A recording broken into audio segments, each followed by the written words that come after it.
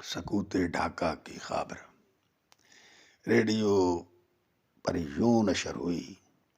حسین تقی نے میرے سوال پر بتایا، سکوت ڈھاکہ کی خبر جب مغربی پاکستان میں لینڈ ہوئی تو سرکاری ذرائع ابلاغ کے لیے یہ ایک بہت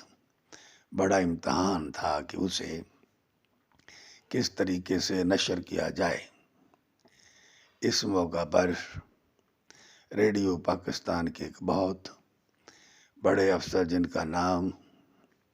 میں اس وقت بھولتا ہوں، بروئے کار آئے اور انہوں نے سرکاری میڈیا پر کام کرنے کے اپنے درینہ تجربے کے زور پر اس خبر کو ایسا جامہ پہنایا جس پر وہ تعدیر کریڈٹ لیتے رہے کہ دیکھا بات بھی کہہ دی اور کسی کی سمجھ میں بھی کچھ نہیں آیا۔ انہوں نے اپنے وقت کی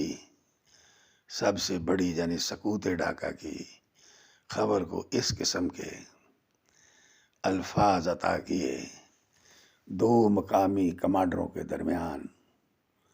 سمجھوتا طے پانے کے بعد جنگ بندی ہو گئی۔